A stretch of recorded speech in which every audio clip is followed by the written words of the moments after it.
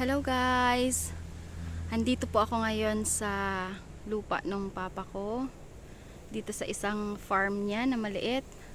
Kasi may mga tanim din siya dito.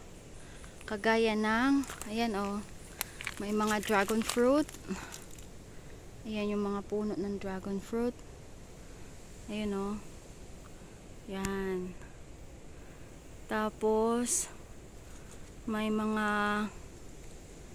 puno rin ng kasoy. Ayan, makikita ninyo, may kasoy. Tapos may mangga. Magandang klase ito ng mangga. Ayan oh. Yan yung puno ng kasoy. Tapos dito banda, yan, may puno ng mangga. Hybrid ito na klase ng mangga. Ayan. Tapos yung iba, ito. Oh. May mga papaya din, kaya lang di na naalagaan. Kulang na sa time. Yan. Katatanim pa lang ito, yung ibang mga dragon fruit. Kaya yan. Soon kapag medyo mapaglaanan na ng oras, ay magiging maayos na ito ang kalagayan ng mga dragon fruit. Ayan.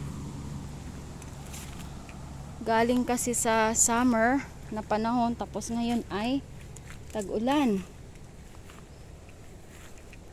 Kaya medyo nakabawi ang mga dragon fruit. Ayan.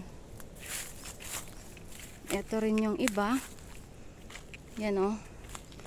Kailangan talaga nila ng atensyon at pag-aalaga. O, ito yun. Maganda yung klase ng mangga na ito. O. Sana ay mamunga to ng marami sa mga susunod na taon. At nang makita natin ang kanyang bunga. Yan. Tapos ito pa yung ibang mga dragon fruit. Nagkakaroon pa lang sila ng panibagong mga buds. Oh, may mga bagong sanga. Ayan. Pinalinisan namin to nung nakaraan kasi sobrang taas na nung damo. Ayan. Mas may mangga din dito. Ito, isang mangga pa ulit. Hybrid din yan. Tapos ito, dragon fruit. Medyo nakabawi-bawi na yung kanyang kalagayan. Ayan. So, mula pa yan hanggang doon, oh.